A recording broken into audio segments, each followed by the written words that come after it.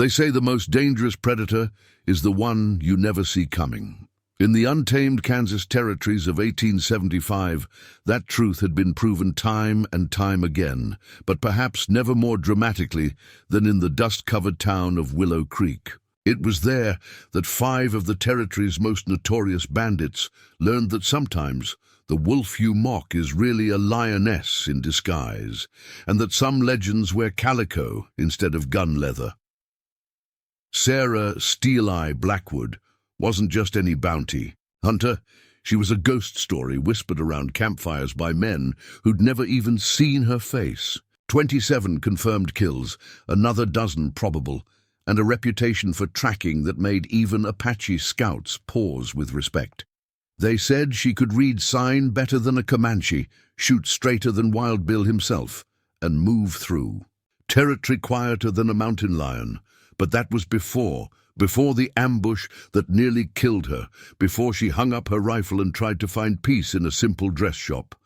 If you're enjoying this tale of justice and redemption, make sure you're subscribed, because tomorrow's story will take you even deeper into the dark heart of the American frontier. Now let me tell you how Sarah Blackwood's quiet life in Willow Creek exploded into violence one sweltering afternoon in July, when the Dixon gang made their fatal mistake. The merciful shade of the Silver Dollar Saloon was a welcome respite from the Kansas summer heat. Sarah stood behind her counter in Mitchell's dress shop across the street, watching through the window as 5 riders pulled up outside the saloon. Even at this distance, she could read their type clear as tracking sign. Trail dust couldn't hide the confident way they wore their guns or the predatory grace of men who lived by violence. "More trouble brewing," muttered old Tom Mitchell, her employer, and one of the few people in town who knew her real identity. "Dixon gang, if I don't miss my guess. Been hitting banks up and down the territory." Sarah's right hand unconsciously flexed, muscle memory reaching for a gun that wasn't there. 3 years had passed since she'd worn steel on her hip, but some instincts never fade. "They're just passing through," she said quietly, more to convince herself than Tom. "Town's too small for their usual work." But even as she spoke, her keen eyes were cataloguing details. The distinctive pearl-handled Remington Jake Dixon favored, his brother Cole's cavalry-style gun belt, the Mexican spurs on Luis Navarro's boots. She'd studied their wanted posters enough times, back in another life. The afternoon dragged on, the shop bell occasionally chiming as customers came and went. Sarah helped fit dresses and discuss patterns, playing her role of simple seamstress with practiced ease. But her attention never strayed far from the saloon, where the Dixon gang's laughter grew progressively louder and more raucous. Around 4 o'clock, Mary Cooper burst into the shop, her young face flushed with anger and fear. "Those men in the saloon," she gasped. "They're harassing Miss Clara something awful. Sheriff's out of town until tomorrow, and Deputy Evans is too scared to do anything." Clara Watson owned the Silver Dollar. She was a widow who'd built her business from nothing, earning the respect of most folks in Willow Creek. Sarah felt something cold and familiar settle in her chest, a stillness she hadn't experienced in 3 years. "Stay here," she told Mary, moving toward the back room. "Tom, I need to get something from my trunk." The old man's face went pale. "Sarah, no. You left that life behind. These men are about to learn a lesson about judging. Books by their covers," she replied softly, "and wolves by their clothing."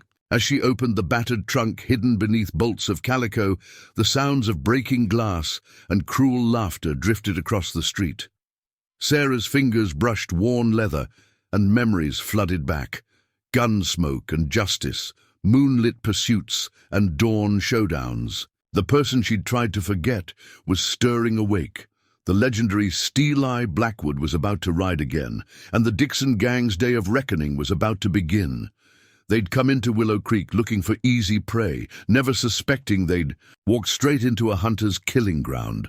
Their mistake wasn't in choosing the wrong town, it was in choosing the wrong woman to underestimate. The worn leather holster felt both foreign and familiar against Sarah's hip, hidden beneath the folds of her work apron.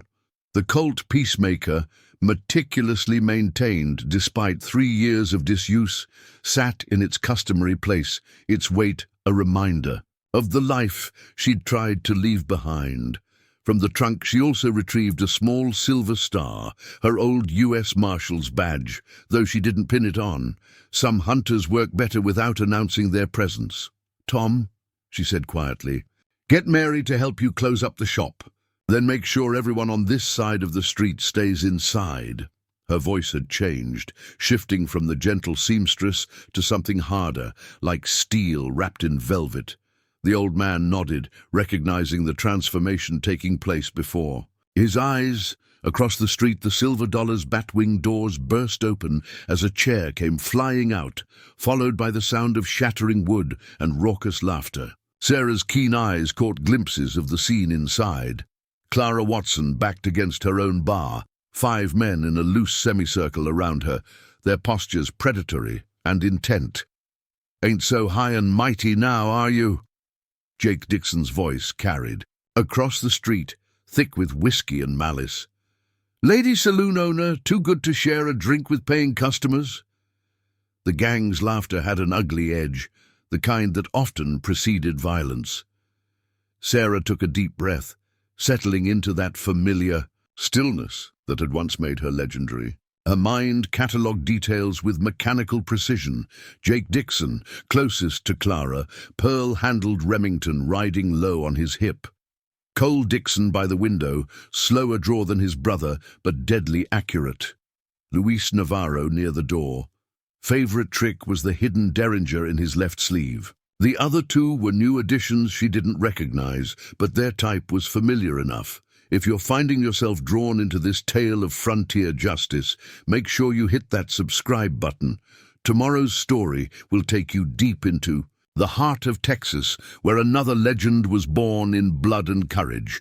But for now, let's return to the silver dollar, where Sarah Blackwood was about to remind the Dixon gang why smart predators should watch for snakes in the grass. She crossed the dusty street with unhurried steps, her posture and movement deliberately unthreatening. Just another woman in a work dress and apron, nothing to draw attention or concern. The practiced eye might have noticed how she kept perfect distance from potential cover, how her right hand never strayed far from her hip.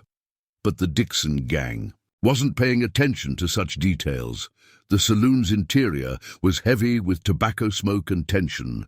Clara Watson's face showed anger rather than fear, and Sarah felt a flicker of respect for the widow's courage. Jake Dixon had moved closer, reaching for Clara's face with a calloused hand. "Maybe we ought to teach you some proper manners, lady.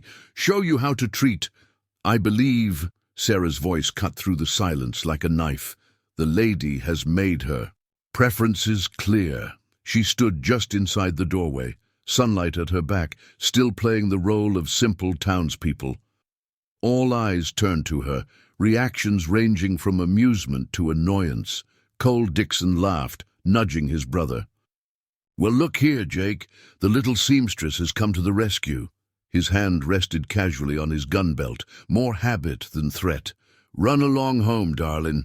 This ain't no place for decent women." "Decent women?" Luis Navarro grinned, revealing a gold tooth.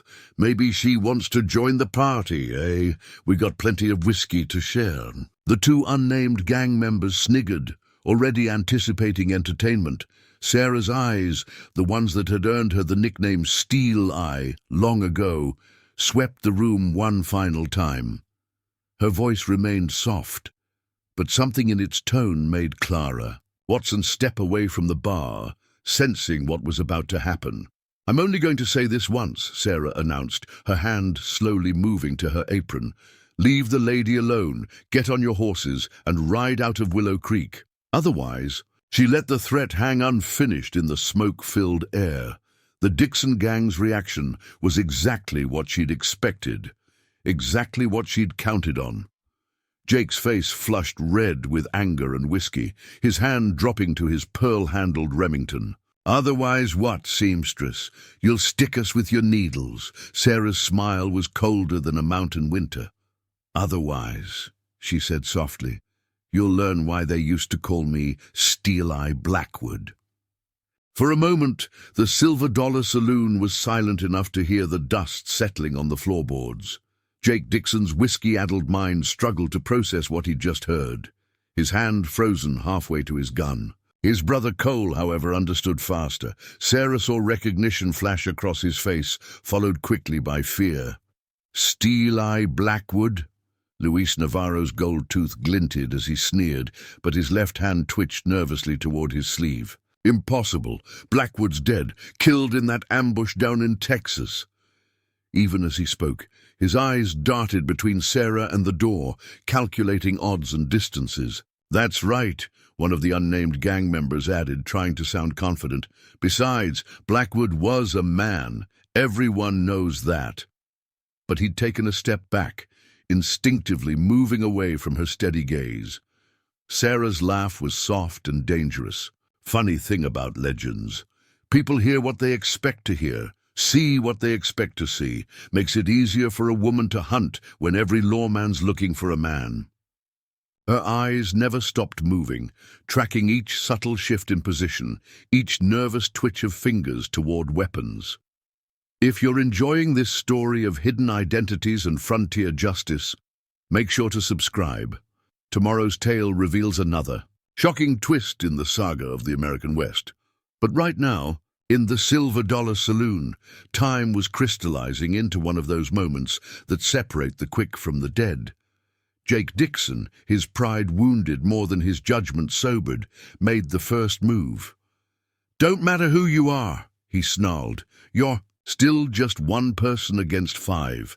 His hand dropped to his pearl-handled Remington. Sarah's voice remained calm. "Clara, step into the storeroom." The saloon owner, showing remarkable composure, moved smoothly behind the bar.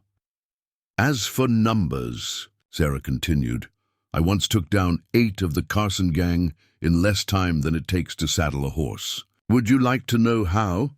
Cole Dixon, the smartest of the bunch, started to raise his hands. "Now hold on, Jake." But his brother was past listening. Jake's Remington cleared leather just as Sarah's hand moved. What happened next would be talked about in Willow Creek for years to come. Sarah's draw was invisible. One moment her hand was empty, the next her Colt roared twice. Jake's pearl-handled Remington went spinning across the floor, along with Luis Navarro's hidden Derringer, still tucked in his sleeve. Both men clutched their bleeding hands, more shocked than hurt. "That's 2, Sarah said softly. "Anyone else want to test the legend?" The unnamed gang members broke first, scrambling for the door. But Cole Dixon, despite his earlier caution, wasn't ready to surrender. He went for his gun with respectable speed, just not respectable enough. Sarah's third shot took him high, in the shoulder, spinning him into a table.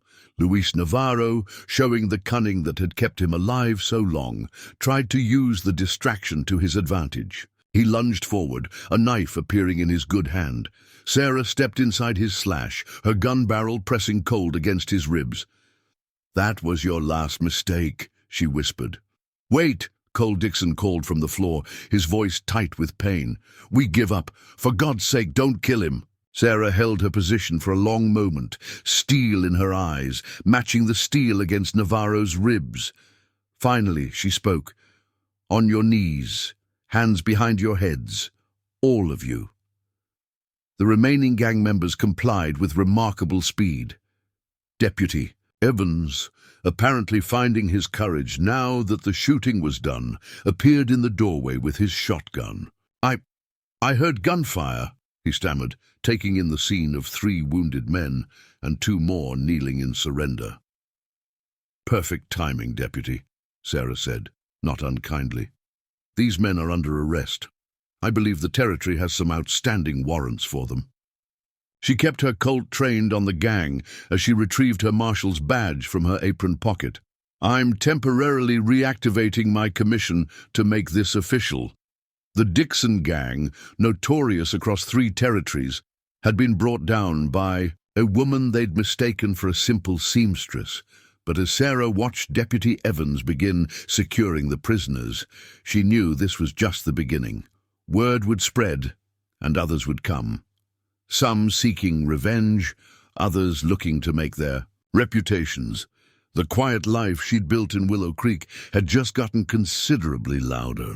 Word travels fast in a frontier town, flowing like water through the dusty streets.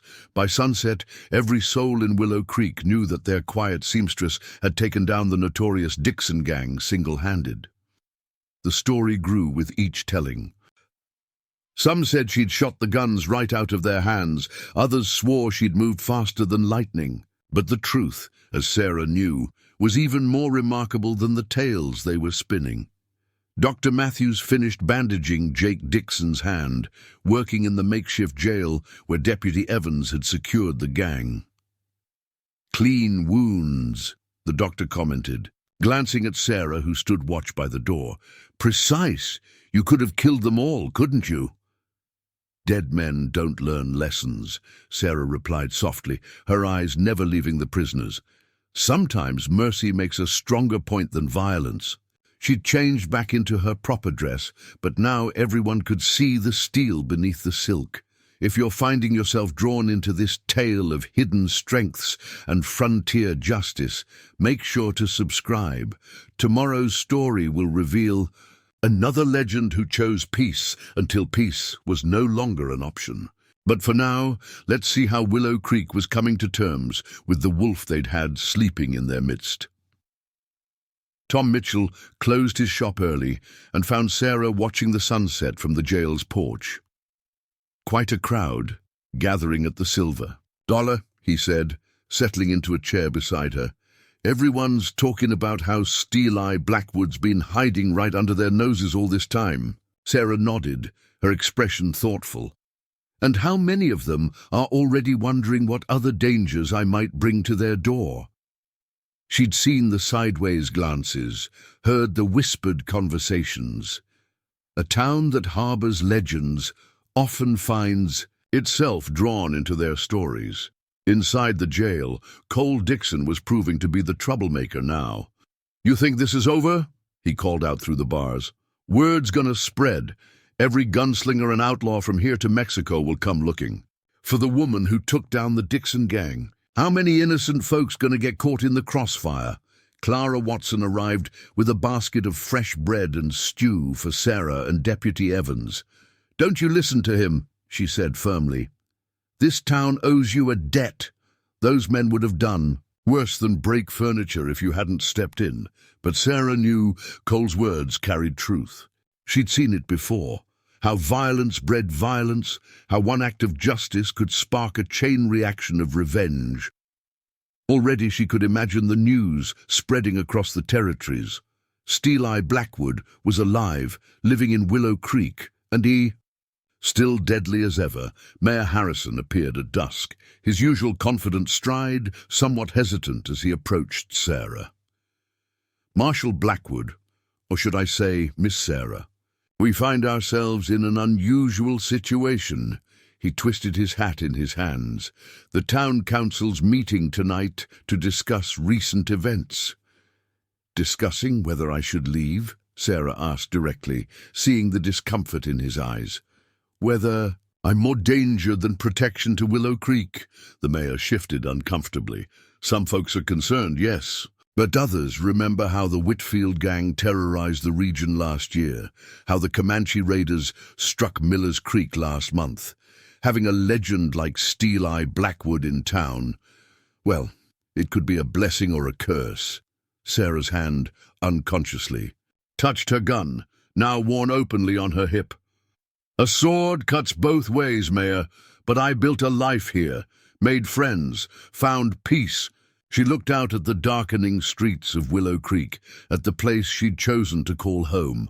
"I won't leave unless the town demands it." As night fell, more visitors came.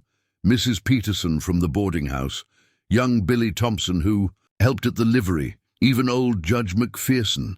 Each brought food or simply words of support. But Sarah noted that others hurried past the jail, avoiding eye contact, hustling their children to the other side of the street. The question hung in the air like gun smoke after a firefight. Could a town like Willow Creek survive hosting a legend? The Dixon gang was just the beginning. Sarah could feel it in her bones, that familiar tension that preceded a storm. Tomorrow would bring the town council's decision, but it would also bring riders spreading word across the frontier. Steel Eye. Blackwood was back, and the quiet life she'd carved out was about to become anything but quiet. The town council met in the Methodist church, its weathered white walls glowing in the lamplight as Willow Creek's leading citizens debated their future. Sarah waited outside, standing in the shadows of the livery stable across the street. She could have attended. Mayor Harrison had invited her, but she preferred to let the town make its decision without her presence weighing on their minds. "They're scared," Clara Watson said, joining her in the darkness. "Not of you, precisely, more of what you represent, the violence that follows legends in these territories." She offered Sarah a cup of coffee, steam rising in the cool evening air. If you're drawn into this tale of choices and consequences, make sure to subscribe. Tomorrow's story will reveal another town faced with a similar decision, with very different results. But now, let's see how Willow Creek chose to face its future. Inside the church, voices rose and fell like prairie winds. Through the open windows, fragments of the debate drifted out. "Can't just ask her to leave." That was Judge McPherson's gravelly voice. "Woman's made a home here, done honest work." "But what about our children?" Mrs. Henderson, the schoolteacher, countered. "The Dixon gang was just the beginning. More will come, mark my words."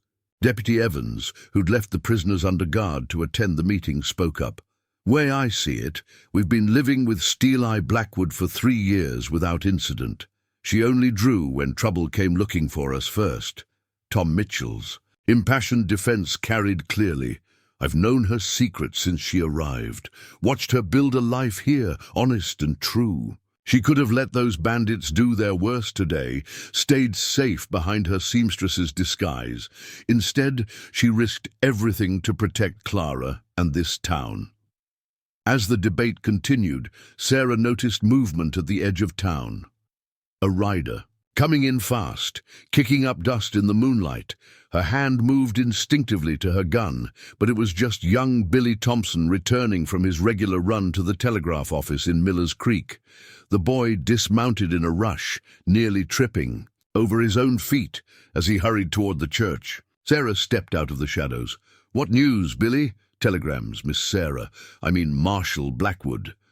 He thrust a handful of papers at her. "From all over the territory, word spreading about the Dixon gang's capture. Marshal's office in Topeka wants to know if it's true about Steel Eye. And—" He hesitated. "And?" Sarah prompted gently. "Reports of riders gathering down in Oklahoma territory. Mean ones? Some of Dixon's old friends, they're saying." Billy's young face was earnest in the moonlight. "They're coming, ain't they? Coming to test the legend." Sarah read through the telegrams quickly, her expression unchanged. But Clara, watching closely, saw the subtle tension in her shoulders. The ripples were spreading faster than expected. The church door opened, spilling lamplight onto the street. Mayor Harrison emerged, followed by the council members. Their faces were solemn but resolved. Sarah stepped forward to meet them, her back straight, ready to accept their decision. "Miss Sarah, Marshal Blackwood," Harrison began formally, "the council has reached its decision. We've voted to officially request—" He paused, and Sarah felt the weight of her gun at her hip, wondering if she'd need to leave the place she'd come to call home. "Dude, to officially request that you accept the position of town marshal, with full pay and deputizing authority." A murmur ran through the gathered crowd. Sarah's expression didn't change, but those who knew her well saw the subtle softening around her eyes. "We're not blind to the dangers," Judge McPherson added, "but a town that won't stand by its own doesn't deserve to stand at all." "Those telegrams Billy's holding, they're just the beginning, aren't they?" Sarah nodded slowly. "Wolves are pack animals. They'll come hunting their own kind, but they'll find more than they bargained for." She looked around at the faces watching. Her friends, neighbors, people she'd grown to care about. "If you're sure about this, I accept." "Then it's settled," Harrison declared. "Welcome officially to Willow Creek, Marshal Blackwood." But as the crowd began to disperse, Sarah's eyes turned south toward Oklahoma Territory. Somewhere out there, men were mounting up, checking their weapons, preparing to test themselves against the legend of Steel Eye Blackwood.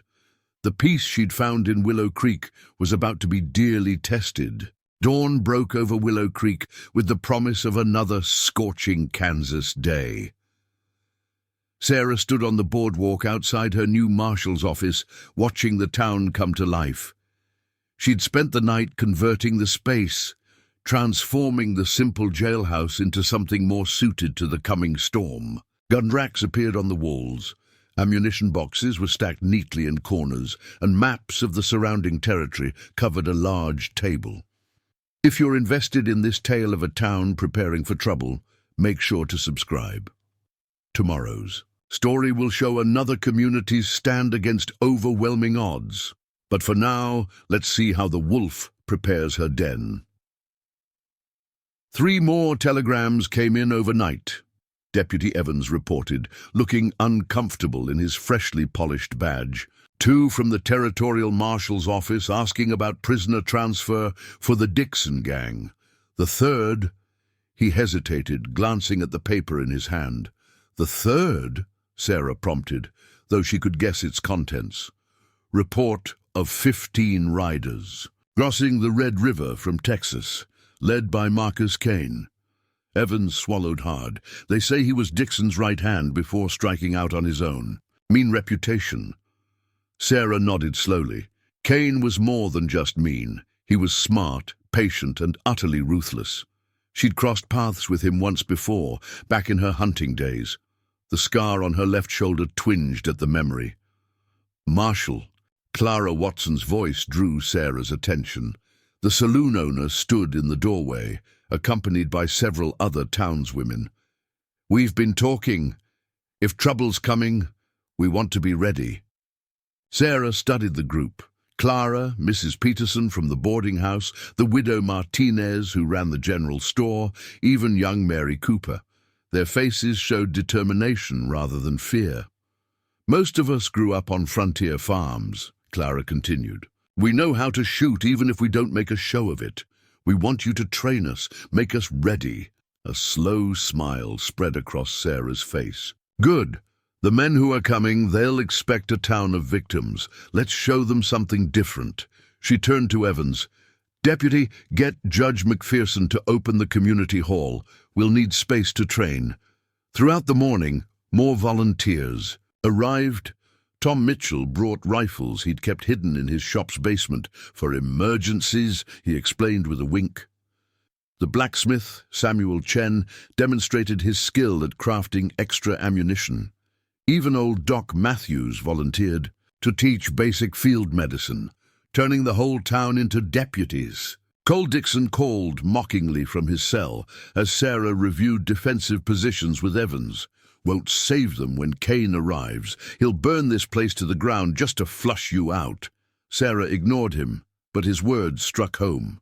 She'd seen Kane's handiwork before, the remains of a town in Texas that had dared harbor one of his enemies.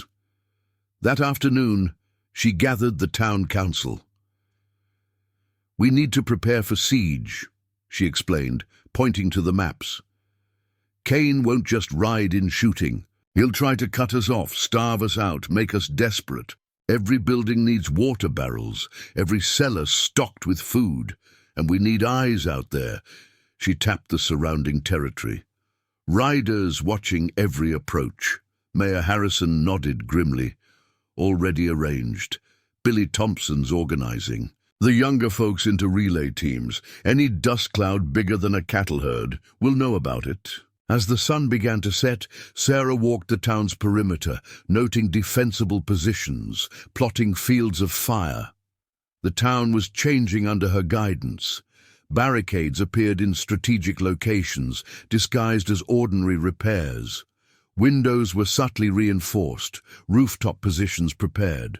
"Never thought I'd see steel-eyed Blackwood teaching townsfolk to fight," Judge McPherson commented, finding her examining the church steeple. "Legend says you always worked alone." "Legends change," Sarah replied softly. "Sometimes they have to." She looked out over the town, her town now in more ways than one. Kane and his men think they're hunting one person. They don't realize they're riding into a den of wolves. But as darkness fell, Sarah felt the weight of responsibility settling on her shoulders. She was asking these people to risk everything, to stand against killers and outlaws. The question wasn't whether Kane would come. It was whether Willow Creek would survive his arrival. 3 days after Sarah's appointment as marshal, Billy Thompson's relay riders spotted the first scouts. 2 men, moving casual-like through Bandits Creek, as if they were just ordinary travelers. But Sarah, watching through her brass spyglass from the church steeple, knew better. Their horses were too good, their guns too well maintained for simple drifters. "They're Kane's men, all right," she told Deputy Evans, collapsing the spyglass with a practiced motion. "Testing our awareness, checking response times. They'll probably try to come into town, act friendly, gauge our preparations. If you're caught up in this tale of mounting tension, make sure to subscribe. Tomorrow's story reveals another legend's methods for dealing with scouts and spies. But now, let's see how Sarah plays this deadly game of cat and mouse." The riders arrived just before noon, when the Kansas sun turned the main street into a river of heat mirages. They tied their horses outside the Silver Dollar, making a show of dusting off their clothes before entering. Clara Watson, now wearing a small derringer hidden in her apron pocket, served them with practiced ease while cataloguing every detail. "Just passing through," the taller one said, introducing himself as Jim Smith. His partner, who called himself Mexican Pete, nodded agreeably. "Heard there might be work in these parts." "Depends on the kind of work you're looking for," Clara replied, carefully following the script Sarah had prepared. "Town's been quiet since Marshal Blackwood took office." The men exchanged quick glances at the name. "Blackwood?" Smith asked, trying to sound casual. "Any relation to that famous bounty hunter?" "You could say that." Sarah's voice came from the doorway. She timed her entrance perfectly, catching them with their hands near their drinks, away from their guns. "Same person, actually." The silence in the saloon was absolute. Sarah moved with deliberate casualness to the bar, noting how both men tensed, their expressions shifting from fake friendliness to wary calculation. "Now," she continued, "we can handle this 2 ways. You can ride out of town, tell Kane what you've seen. Or you can try something foolish, and I'll send you back to him in considerably worse condition." Mexican Pete's hand twitched toward his gun. Sarah didn't even seem to move, but suddenly her Colt was in her hand, under the bar, pressed against Pete's ribs. "That would be the foolish choice," she said softly. Smith raised his hands slowly. "Just gathering information, Marshal. No harm in that." 4 minutes, Sarah replied cryptically. "What?" "That's how long it took my people to get into position from the moment you rode in. 2 on the roof across the street, 1 in the stables. 3 more in buildings along your route out of town." She smiled coldly. "Still think you're just gathering information?" Both men paled slightly, realizing they'd ridden into a trap. Even if they drew their guns, they were already surrounded. Sarah had turned their scouting mission into a demonstration of Willow Creek's preparedness. "Tell Kane something for me," Sarah continued. "Tell him I'm not the same person he knew before. Tell him this isn't just about facing Steel-Eye Blackwood. It's about facing an entire town that's learned to bite back." The scouts rode out at a careful walk, aware of the eyes and guns tracking their movement. As soon as they were clear of town, they spurred their horses into a gallop, heading south. "Think they bought it?" Clara asked, watching them disappear into the heat haze. Sarah nodded. "Cain will understand the message. Question is, will it make him more cautious or more reckless?" The answer came that evening, when Billy Thompson's fastest rider came thundering into town. Marshall. 2 homesteads burned south of Miller's Creek. No survivors. They left this nailed to a door. He handed over a piece of paper, its edges charred. The message was simple. "Towns can burn too. Coming soon." Sarah crushed the paper in her fist, feeling the familiar cold anger settling in her chest. Cain was announcing his approach with a trail of fire and blood, trying to break their will before the real battle began. But he'd miscalculated. Sometimes threats don't weaken resolve. They strengthen it. "Send riders to the other outlying farms," she ordered Evans. "Get everyone inside the town perimeter. Cain wants to play with fire." Her eyes were hard as steel in the fading light. "Let's show him how hot it can burn." The night brought no peace to Willow Creek. More riders arrived with reports of burning homesteads, each fire a beacon, marking Cain's methodical approach. Sarah stood on the jail's roof, watching the distant orange glows dot the horizon like malevolent stars. Beside her, Deputy Evans marked each reported location on a map. "He's moving in a pattern," Sarah observed, her voice tight with controlled anger. "Creating a ring of fire around us, cutting off escape routes, trying to pen us in like cattle. If you're drawn into this tale of escalating terror, make sure to subscribe. Tomorrow's story shows another town struggle against psychological warfare. But for now, let's see how Willow Creek faces the flames of fear." "Marshall!"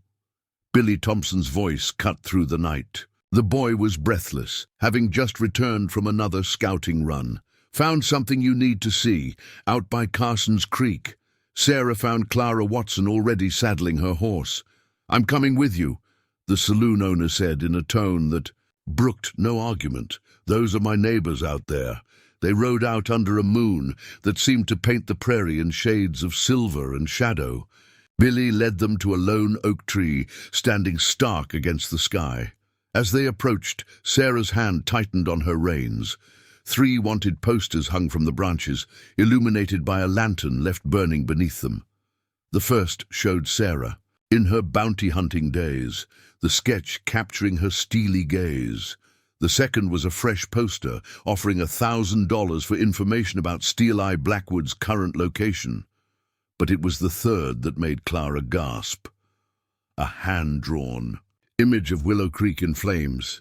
"There's more," Billy said quietly, pointing to something laid out carefully at the tree's base, a woman's dress, slashed and bloodied. Sarah recognized it immediately. She'd sewn it herself for Eleanor Turner's daughter, just last month. "The Turners," Clara whispered. "Their farm was one of the first hit. Did they—" "It's not their blood," Sarah said, examining the fabric. "Cain's playing games. He would have displayed bodies if he had them. The Turners must have escaped." She stood, brushing dirt from her knees. "But he's sending a message, showing what he could do." They returned to find the town on edge. Word of Cain's psychological warfare had spread, and Sarah could see fear taking root in people's eyes. She called a meeting in the church, knowing she had to address it before panic set in. "Cain thinks he's breaking our spirit," she told the gathered crowd. "But he's showing us something else.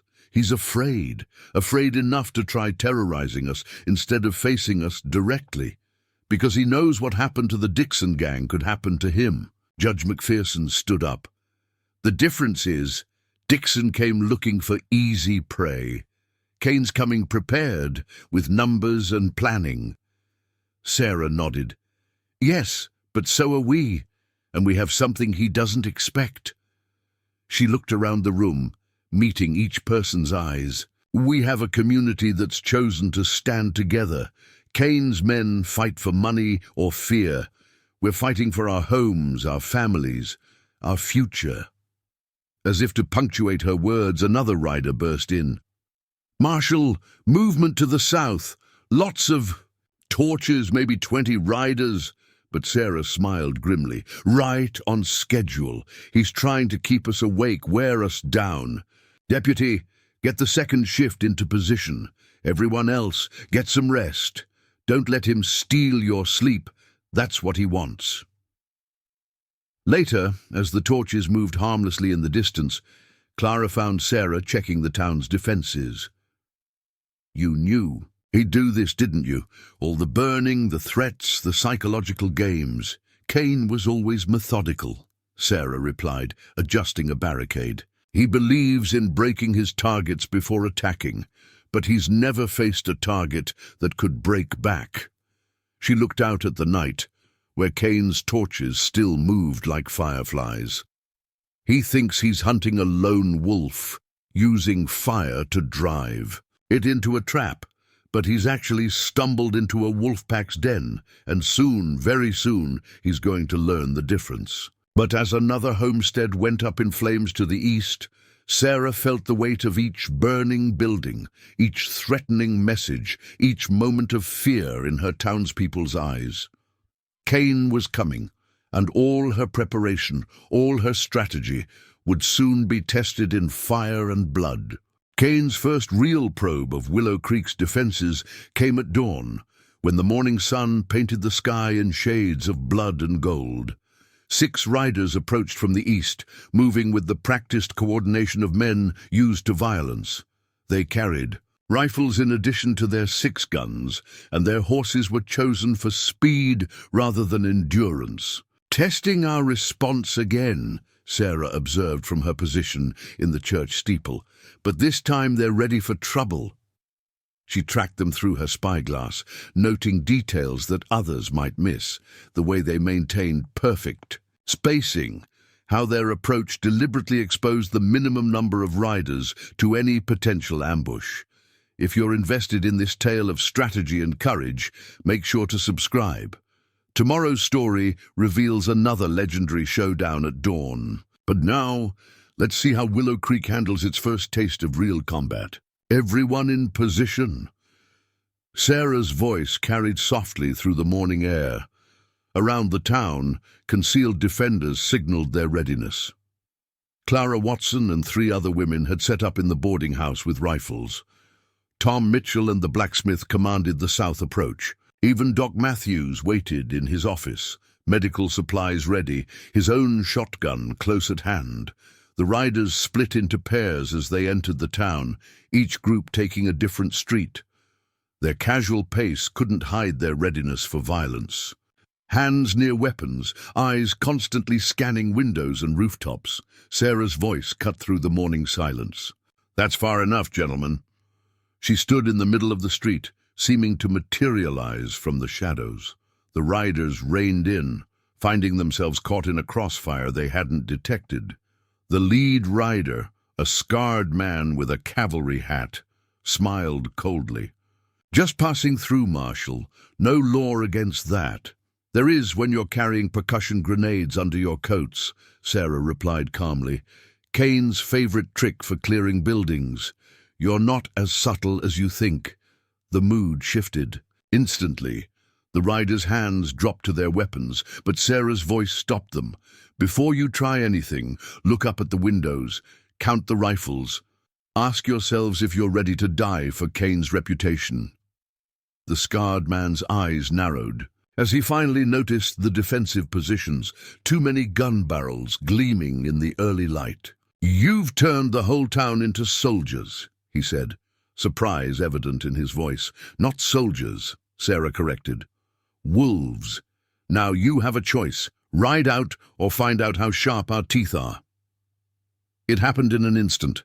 The rider to the left spurred his horse forward, raising his rifle. 3 shots rang out simultaneously. The rider tumbled from his saddle, wounded but alive. His rifle clattered to the street, unfired. "That's one," Sarah said softly. "Anyone else want to test us?" The scarred man raised his hands slowly. "We're leaving, but Cain won't like this. You've made it personal now." It was personal the moment he started burning homesteads, Sarah replied. Tell him something for me. Tell him I remember Texas. Tell him I remember what he did to that town. And tell him this time I'm not alone. The riders withdrew, taking their wounded companion with them. As they disappeared into the morning, Hayes, Deputy Evans, approached Sarah. Think they'll be back? Yes, Sarah said, watching the dust settle. But that's not what worries me. Kane sent them to die. What do you mean? He knew we'd be ready, knew we'd likely kill or capture them. He sacrificed his men just to see how we'd react, where our shooters were positioned. Sarah's expression was grim. The real attack will come from a different direction, using what he learned from this. Throughout the day, tension hung over Willow Creek like storm clouds. Sarah had the defensive positions changed, knowing Kane would have mapped their original locations. Clara Watson organized teams to stockpile more water and ammunition in strategic caches throughout town. As evening approached, Billy Thompson rode in with fresh news. Marshall, large dust cloud moving north from the Red River, at least 30 riders, maybe more. They're moving fast. Sarah nodded, unsurprised. Kane's done probing. Now he comes in force. She turned to Evans.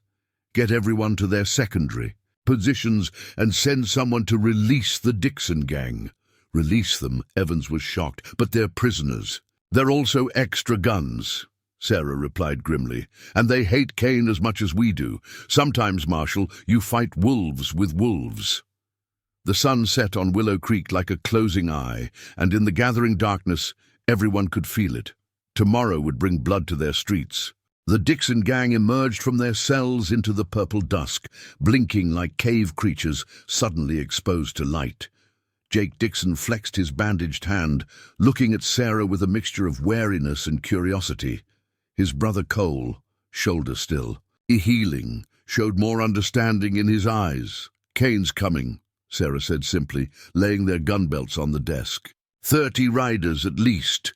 You've got 3 choices. 1, stay in the cells and take your chances when he gets here. 2, try to run, though his men are probably watching every road out. 3, help us fight. If you're caught up in this tale of unlikely alliances, make sure to subscribe.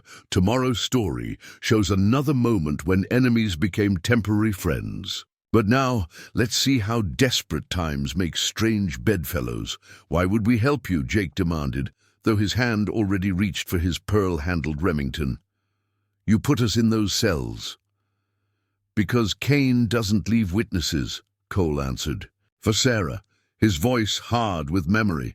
Because he burned out our old gang when we wouldn't ride with him. Because he enjoys the killing too much. He looked at Sarah. Am I right? Sarah nodded. Texas, 3 years ago, town called Redemption. They sheltered someone he was hunting. Kane didn't just burn it, he made examples of people, made sure word spread about what happens to those who cross him. Luis Navarro, who'd been silent until now, spat on the floor. I lost family in Redemption. Never knew it was Kane's work. His dark eyes met Sarah's. My guns are yours, Marshal. For tonight, at least. Mayor Harrison burst into the office, face flushed with anger. Have you lost your mind, Marshal? Arming prisoners? The town council won't stand for... The town council isn't here, Sarah cut him off. Kane is coming with enough men to overwhelm our defenses. We need every gun, every fighter, every advantage we can get. She turned back to the Dixon gang. But know this, you try to turn on us, you won't live long enough to regret it. Every defender has orders to shoot you first if you show any sign of betrayal. Cole Dixon actually smiled. Wouldn't expect anything less from Steel-Eye Blackwood. Where do you want us? Sarah outlined her plan quickly. The Dixon gang would be split up, each member paired with trusted townspeople. Jake and Luis would join Clara's group at the boarding house. Cole, the best shot, would take position in the church tower with Deputy Evans. Teams of 2 are moving through town now, Sarah explained, preparing surprises for Kane's men. Oil, barrels in strategic locations, Trip lines across certain streets, places where the ground looks solid but isn't. She smiled grimly. Kane thinks he's hunting wolves. Let's show him what happens when you corner a whole pack of them. As if to punctuate her words, a sentry's whistle pierced the evening air, the signal that dust clouds had been spotted to the south. Kane's main force was approaching. He'll wait for full dark, Cole predicted, checking his ammunition. Come at us from multiple directions, try to overwhelm us with numbers and chaos. Sarah nodded. That's why we're going to change the rules of his game. Mayor, get everyone to their positions, but first... She pulled out a map of the town. There's one thing Kane doesn't know about Willow Creek, something that might just give us the edge. The mayor's eyes widened as Sarah pointed to certain locations on the map. The silver mine tunnels, but they've been abandoned for years. Not abandoned, Sarah corrected, just waiting. Tom Mitchell and I have been preparing them for days. They run under half the town. Kane thinks he knows where our people will be, where we'll fight from. He's about to learn differently. As darkness fell completely, Sarah stood on the jail's roof, watching the distant torches of Kane's approaching force. Behind her, the town was a hive of quiet activity, defenders moving to positions, last-minute preparations being made, prayers being whispered. You really think this will work? Cole Dixon asked, joining her at the roof's edge. Turning his own tactics against him, Sarah's hand rested on her Colt. Kane expects a siege. Instead, he's riding into an ambush. He thinks he's hunting wolves. She turned to face the coming storm, her eyes hard as steel in the gathering dark. Let's show him what it's like to be the prey. Kane's forces arrived like a rolling storm front, their torches creating a ring of fire around Willow Creek. Sarah counted at least 40 riders, moving with military precision to surround the town. From her position in the shadowed alley beside the general store, she could see Kane himself, a tall figure on a black horse, his distinctive silver-trimmed gun belt catching occasional glints of torchlight. If you're invested in this tale of strategy and survival, make sure to subscribe. Tomorrow's story reveals another legendary siege where the hunters became the hunted. But now, let's see how Sarah's trap begins to close. Just like you said, Clara whispered from beside her. He's keeping his main force back, sending in smaller groups first. 4-man teams were already moving into the town's outskirts, checking buildings, advancing cautiously through the seemingly deserted streets. The first part of Sarah's plan worked perfectly. Kane's men found exactly what they expected. Defensive positions in the obvious places, now empty. They moved past the boarding house, the church, the saloon, finding signs of hasty abandonment, as if the town's defenders had pulled back to some central stronghold. Awful quiet, one of Kane's men muttered, his voice carrying in the still night air. Too quiet. They're holed up in the jail, another replied confidently. Just like the boss said they would. Steel eyes too predictable, always the ground. Disappeared beneath their horses' feet. Sarah's crews had spent days undermining certain streets, creating shallow pits covered with canvas and dirt. 4 riders went down in a tangle of thrashing horses and cursing men. Before they could recover, shots rang out, not from buildings, but from beneath the street itself. Gun barrels protruded from hidden firing ports in the boardwalk, catching Kane's men in a devastating crossfire from below. What the hell? The cry went up as more riders encountered similarly nasty surprises. Tripwires sent horses sprawling. Oil-slicked streets made mounted charges impossible. Every obvious defensive position proved to be a trap, forcing Kane's men to bunch up in the few safe areas, exactly where Sarah wanted them. Now, she whispered into the darkness. Flames erupted as hidden defenders threw torches onto the oil-soaked sections of street, creating barriers of fire that split Kane's forces into isolated groups. From the mine tunnels beneath the town, defenders emerged like ghosts, striking and disappearing before the outlaws could effectively respond. Cole Dixon, watching from the church tower, couldn't hide his admiration. "She's turned the whole town into one big trap," he told Deputy Evans. "Kane's men don't know whether to watch the buildings, the streets, or the ground under their feet." But Kane himself remained maddeningly calm. "Pull back," his command carried clearly. "Regroup outside town. She wants to split us up. Don't give her the satisfaction." His men retreated, leaving their dead and wounded behind. The first assault had cost him 8 men, with nothing to show for it. "He's not done," Sarah warned as defenders emerged from their hidden positions. "That was just his first test of our defenses.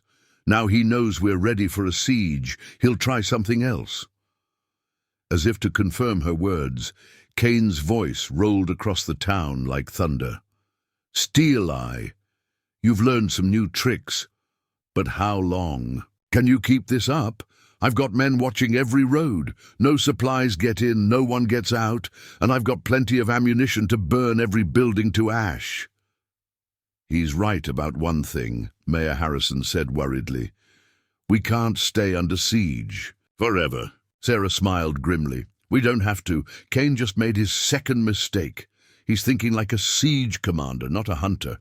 He should be asking himself why we prepared so elaborately to defend a town we could have evacuated days ago." Luis Navarro, who'd proven himself reliable in the first fight, caught her meaning first. "The tunnels," he breathed. "They don't just run under the town, do they?" 3 miles in every direction, Sarah confirmed. "While Kane watches the roads, our supplies and messengers have been moving freely underground. And tomorrow, when the Territorial Marshal's office gets word of Kane attacking a civilian town..."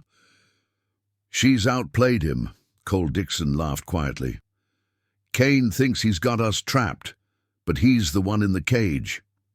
But as the night wore on, Sarah kept her eyes on Kane's distant figure. She'd seen him adapt before, seen him turn apparent defeat into brutal victory. The real test would come with dawn, and she knew the cost of underestimating Marcus Kane. Dawn crept over Willow Creek like a fever, painting the sky in sickly shades of yellow and red. Sarah moved through the town's defenses, checking positions, encouraging defenders, all while watching Kane's forces through her spyglass. His men had pulled back during the night, maintaining a loose circle around the town, but something about their positioning bothered her. "They're too spread out," Cole Dixon observed, joining her on the roof of the general store. "Kane never spreads. His force is thin like that, not unless... If you're wrapped up in this tale of tactical warfare, make sure to subscribe. Tomorrow's story reveals another master strategist's greatest deception. But now, let's see how Sarah faces Kane's deadly response." A cry from the church tower interrupted them. "Marshal, smoke to the north!" Deputy Evans's voice carried clear alarm. "And the east, south too. They're starting fires all around us." Sarah's mind raced. Kane had learned from the night's defeat. Instead of sending men into her trap, he was using the wind to drive smoke into town, trying to blind their defenses and force them to abandon their carefully prepared positions. "Everyone, wet cloths over your faces," Sarah commanded, her voice cutting through the growing haze.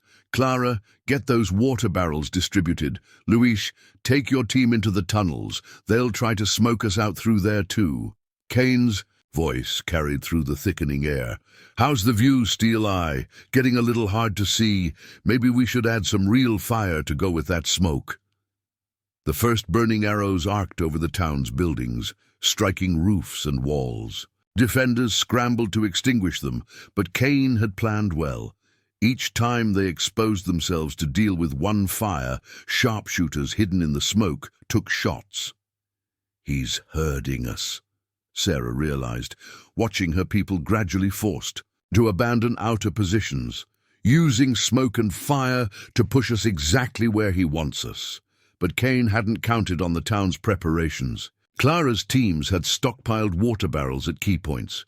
The boarding house's roof, secretly covered with wet sand days before, refused to catch fire. And most importantly, the mine tunnels provided safe routes to move defenders and supplies. Through the chaos, Marshal Billy Thompson appeared like a ghost through the smoke, coughing but determined. Riders approaching from the east, but they're not Kane's men. It's the territorial marshal's posse, at least 20 strong. Sarah's expression didn't change. Kane will have spotted them too. He has to move now, hit us hard before help arrives. She turned to Cole. Get to the church tower. When Kane makes his push, it'll be straight down Main Street. I need your best shooting there. As if confirming her prediction, Kane's battle cry rang out. His men charged from multiple directions, using the smoke for cover, expecting to find the town's defenders in disarray. Instead, they rode into perfectly prepared killing grounds. Clara's women opened up from the boarding house windows, their rifles speaking in deadly chorus. Tom Mitchell's team emerged from the general store's cellar, catching the riders in a devastating crossfire. Even Jake Dixon, proving his temporary loyalty, dropped 3 of Kane's men with his pearl-handled Remington. But Kane himself led the main thrust down Main Street, just as Sarah had predicted. 20 riders, moving like a cavalry charge through the smoke and chaos. They were halfway down the street when Sarah's final trap was sprung. Hidden defenders pulled ropes, and carefully prepared barricades swung into place, cutting Kane's force in half. At the same moment, the church bell rang out, the signal for every defender to concentrate fire on the isolated rear group. Like shooting fish in a barrel, Cole Dixon muttered from his perch in the tower, his rifle cracking steadily. Kane and his front riders were forced to keep going, unable to help their doomed companions. They crashed through the town, heading for the jail where they expected to find Sarah cornered. Instead, they found empty streets and more crossfire. It's over, Kane! Sarah's voice seemed to come from everywhere in the smoke. Your men are dead or scattered. The territorial marshal is almost here. Surrender now, or I'll do to you what you did to Redemption, only slower. But Kane's answering laugh held an edge of madness. You think you've won, Steel Eye? I still have one card to play, something I saved just for you. Through the smoke, Sarah caught a glimpse of what he meant, and for the first time that day, she felt real fear. Kane had somehow found her weakness, and the true test of Willow Creek's strength was about to begin. Through the rolling smoke and chaos, Sarah's blood ran cold as she saw what Kane had saved for his final play. There, bound and held at gunpoint by Kane's remaining men, were the Turner family, Eleanor and her young daughter Mary, the very people Sarah had hoped had escaped the farm burnings. You remember Texas, Steel Eye? Kane's voice carried a cruel edge. Remember how you watched from hiding while I made examples of those people in Redemption? Now it's your turn to make a choice. If you're caught in this tale of impossible decisions, make sure to subscribe. Tomorrow's story reveals another hero's darkest moment of choice. But now, let's see how Sarah faces her past demons in the present crisis. Sarah. Eleanor's voice trembled, but held strength. Don't let him use us. You know what has to be done. Her daughter, barely 12, showed the same steel in her spine despite her fear. Cole Dixon's voice came urgent through the smoke. I have a shot at Kane. From the tower, but not clean. Can't risk the hostages. Sarah's mind raced. Kane had found her weakness. Not fear for herself, but the very thing that had driven her to become Steel Eye Blackwood in the first place. The need to protect others, to prevent what happened in Redemption from happening again. Your choice is simple, Kane called out. Surrender yourself, walk out unarmed, or watch history repeat itself. On life for two. Isn't that the kind of math you lawmen love? Clara Watson's voice came whispered from nearby. The tunnels, Sarah. We could try to get under them. No time, Sarah replied softly.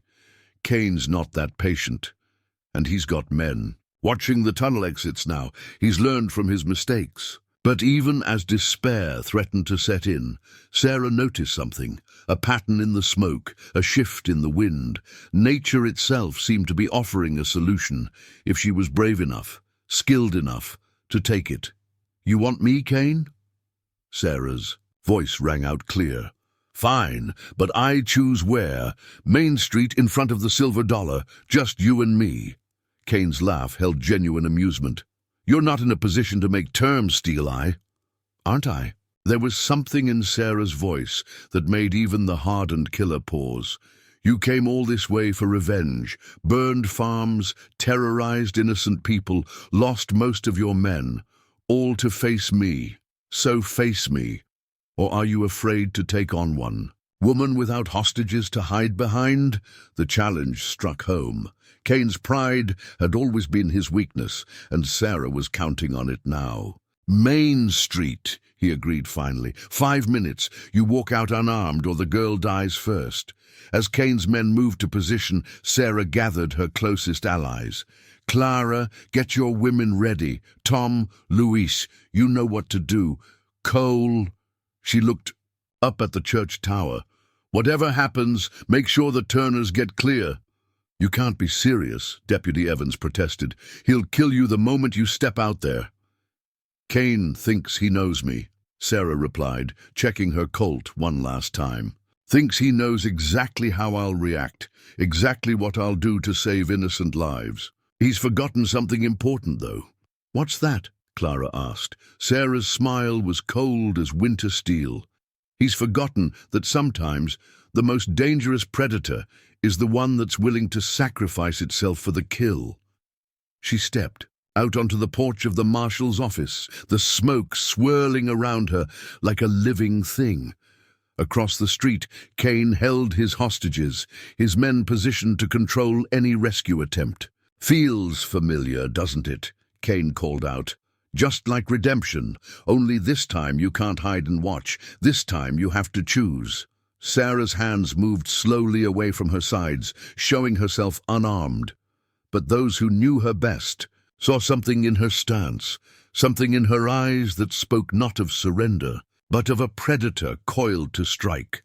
The wind shifted, the smoke danced, and Sarah Blackwood prepared to show Marcus Kane why legends are born in moments of desperate courage. The final confrontation was about to begin, and Willow Creek held its breath to see if their marshal had one last trick up her sleeve. The smoke drifted across Main Street like lost souls, thick enough to blur edges, but not to hide the deadly tableau unfolding in the heart of Willow Creek. Sarah stood seemingly defenseless, her empty hands held away from her sides, while Kane kept Eleanor and Mary Turner close, using them as shields while his remaining men watched for any rescue attempt. 3 years I've waited for this," Kane called out, his voice carrying the edge of imminent victory. 3 years since you slipped away in Texas. Should have known you'd hide behind a woman's skirts, playing seamstress in some dusty little in town. If you're invested in this tale's conclusion, make sure to subscribe. Tomorrow's story reveals another legend's final stand. But now, let's see how the ghost of Steel Eye Blackwood finally faces her darkest demon. "You're right about one thing, Kane," Sarah replied, taking a slow step forward. "I did hide, tried to forget what happened in Redemption, tried to build a new life." Another step. "But you know what I learned." Kane's gun pressed harder against Mary Turner's head. "Last words, Steel Eye. Make them count." "I learned that sometimes." Sarah's voice carried clearly despite its softness. "The best place to hide isn't in shadows." Another step. "It's in plain sight, where everyone can see you but nobody looks too close, like smoke in the wind." As if responding to her words, the wind shifted. The thick smoke that had been Kane's ally now swirled unpredictably, creating momentary veils between him and his men. Sarah had been counting on this, the way morning winds in the valley always changed direction just after dawn. "That's far enough," Kane warned, but something in Sarah's steady advance unsettled him. She moved like someone who had already accepted their fate, And that made her dangerous in ways he couldn't predict. You know what else I learned, Kane? Sarah was close enough now that she could see the sweat on his face. I learned that a wolf isn't most dangerous when it's cornered. Her eyes locked with Eleanor Turner's, conveying a silent message. It's most dangerous when it's protecting its pack. Everything happened at once. Eleanor Turner threw herself backward, knocking Kane off balance. Mary ducked and rolled exactly as Sarah had taught the town's children during their defense preparations. The smoke thickened momentarily, and Sarah's hand moved with the liquid speed that had made her legend. She hadn't been unarmed. A derringer, carefully concealed in a specially designed sleeve, dropped into her hand. Kane was fast, incredibly fast, his gun clearing leather even as he recovered his balance. 2 shots rang out almost simultaneously. When the smoke cleared, Kane lay in the street, a look of genuine surprise on his face. The derringer had done its work at close range, striking him squarely over the heart. Sarah stood above him, her arm bleeding from where his bullet had grazed her. "You were right about Texas," she told him softly. "I did watch from hiding that day in redemption, watched and learned that evil triumphs when good people try to face it alone." She looked around at the town, at Clara helping the Turners, to safety, at Cole Dixon's rifle still covering the street from the church tower, at all the people who had chosen to stand together. "That's why I stopped hiding. That's why I chose this town." Kane tried to speak, but only a bloody cough emerged. His remaining men, seeing their leader fallen, threw down their weapons.